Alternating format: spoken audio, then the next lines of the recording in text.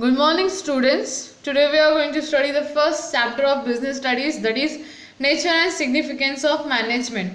When we hear the word management, what comes to your mind?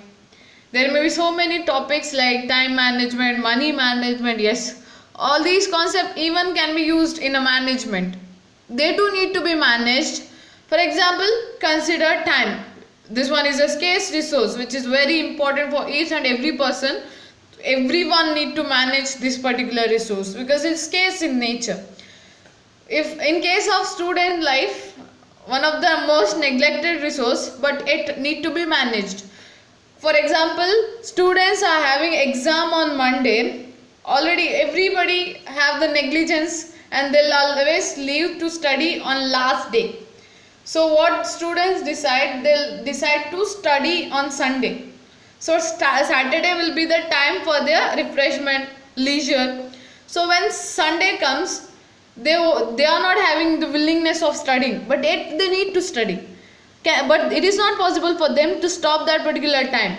Whether it is possible? No. No one can stop the time. So time need to be managed. How one can manage time? We can prepare timetable. With the help of timetable, we can allot the timings, like from morning 9 to 10 it is for breakfast, 10 to 12 for study, 12 to 1 leisure. Likewise, we can manage the time. We can allot the timings for different work. Then we can manage time. Even in an organization, management is the most important discipline. Why? Because there are so many people working in an organization. Consider it is a CEO, manager, then employee, supervisor. All these are the different people with a different different qualification, and they are having different mindset. They are having different objectives. With these different objectives, they come to one particular organization. So they need to be managed effectively. Like the manager has to allot certain work to certain people. They need to know who is better person to work and which person can work efficiently. So it is a responsibility of the manager to know to whom to allot work, what work need to be allotted, and they need to give guidelines regarding how they need to perform their work, setting of targets. All these works are required to be performed by manager. So manager is the main person who need to handle the organizational workings. So without management, it is not possible for an organization to accomplish its goal. I can give an example of ITC company. As students, we all are fan of that particular company because we are all using classmate notebook. So the first ITC was introduced as a tobacco company. It was not a FNGC company, which is the fastest moving consumer goods. It was not at all a consumer oriented company. It was only focusing on selling of its tobacco. But what happened? The CEO YC Deveshwar, this particular person was a visionary. He thought that if they are having only one line of product, it is not possible for them to survive in the long run. So because of his thinking, the entire organization decided to bring certain new line of product. So now they are into FMGCs, they are in hotel industries, they are in education field. So now ITC has become the biggest company with a different line of product and huge popularity. They are even concentrating on CSR.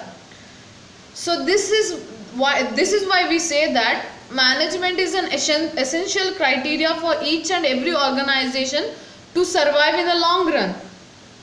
Every organization's success depends on its management team, how efficiently and effectively they perform their work.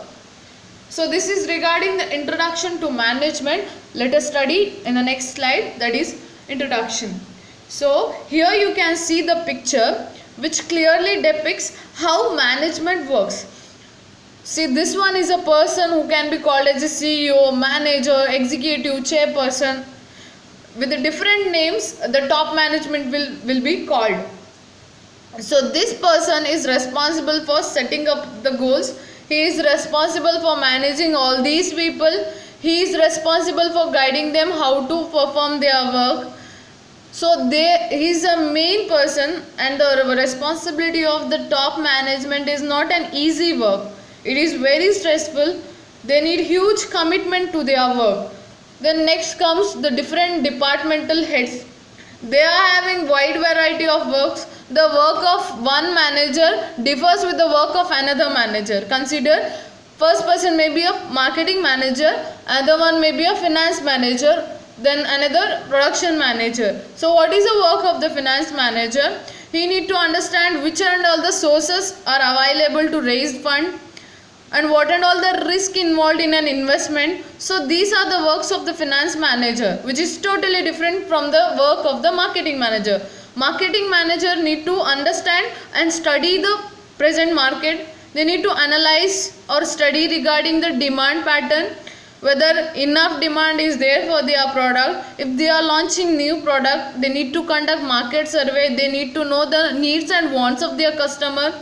Then take the example of the production manager. He needs to see whether enough resources are there or not, whether the employers are proper or not, if there is any requirement of new employees. All these works of different manager differs with one another.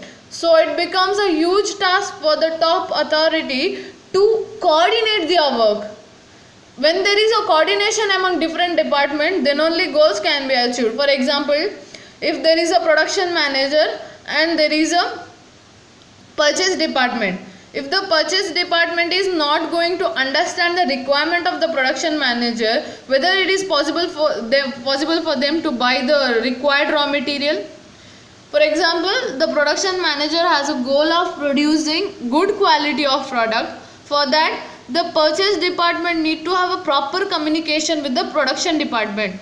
They need to know their requirement, what quality of raw material they need, which quantity they need. When there is a proper communication, both the organization or both the department can match their goal. So this is the way in which management performs its work. Then let us study the first point, that is key concept needed for small as well as big organization. That means this management concept is universal in nature, whether it is a big organization or small. If for each and every organization, management is an essential. Even in an consider in an house, a mother is the greatest manager of all. She can handle each and every person in a family effectively. Her goal is mainly to satisfy each and every person living in a family. She gives her time for her kids. Even she gives her time for cooking, to manage and handle elderly in the family. So that is important. In even household, management is required. Then next consists of series of activities that is to be performed by manager. That means there are number of activities like planning, organizing, coordinating. All these are the activities which need to be performed by the manager. So manager need to possess certain skills so that he can handle each and every individual in an organization. So let us study regarding the meaning and definition of management. So meaning of management is, it is a process of getting things done with the aim of achieving goals effectively and efficiently. That means it is a process, that means there are series of activities through which the goals or the operations are performed in an organization. Why? To accomplish the organizational goals. How? With efficiency as well as with the effectiveness. So there are three important terms. One is a process, other one is efficiency, other one is effectiveness. So these are the main terms in the definition. Let us study regarding the process. What is process? It is a series of activities through which work is done. Series of activities, for example, planning. What is planning? It is deciding in advance the future course of action which the organization need to take. Series of activities or the future task, maybe what quantity of raw material they need, then how many staff they require, all these. Then next one is about efficiency. So efficiency and effectiveness are the two terms which need to be managed and by the manager. That means he need to try to bring balance between these two. If there is a balance, then only goals can be accomplished. So what is efficiency? Efficiency means doing